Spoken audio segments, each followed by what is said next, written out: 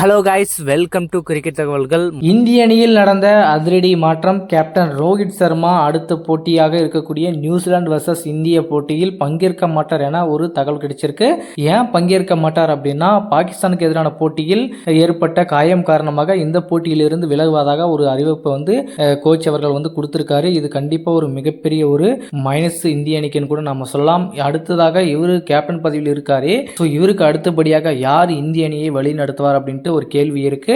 So அந்த அடிப்படையில் பார்த்தீங்கன்னா வைஸ் கேப்டனா சுப்மன் கில் அவர்கள் நியமிக்கப்பட்டிருந்தாரு. ஸோ அவருக்கு தான் இந்த இடத்துல கேப்டனா செயல்பட போவதாக ஒரு தகவல் கிடைச்சிருக்கு. ஸோ இந்த மிகப்பெரிய அப்டேட் கண்டிப்பாக இந்திய அணிக்கு எந்த அளவுக்கு இம்பாக்ட் ஏற்படுத்துது அப்படின்னு தெரியல. ஸோ ரோஹித் சர்மா மட்டும்தான் இந்த டிராப் அப்படின்னா கண்டிப்பாக இல்லை.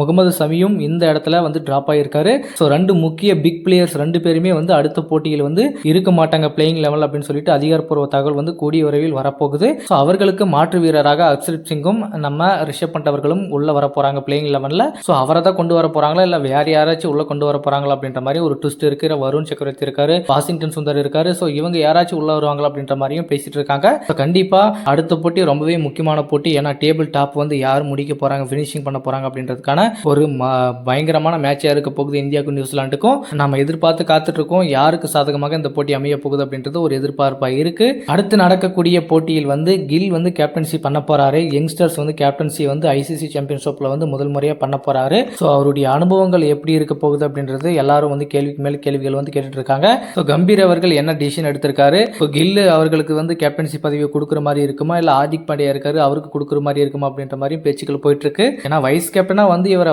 ப்ரொமோட் பண்ணியிருக்காங்க. பட் இருந்தாலுமே அவருக்கு இந்த சாம்பியன்ஷிப்ல இந்திய அணியை வழி நடத்துற அளவுக்கு திறமை அவருக்கு இருக்கு அப்படின்ற மாதிரி ஒரு பக்கம் கேள்விகள் போயிட்டு இருக்கு. ஸோ என்ன நடக்க போகுது, அடுத்த போட்டி ரொம்பவே முக்கியமான போட்டின்றதுனால கண்டிப்பா இந்திய அணி நல்ல ஸ்ட்ராங்கா போறது தான் கரெக்டான விஷயமா இருக்கும். ஏன்னா 3 போட்டிகளும் ஒரே மைதானத்தில் நடைபெறுவது அவங்களுக்கு ஒரு மிகப்பெரிய ஒரு சாதனமா இருக்கு.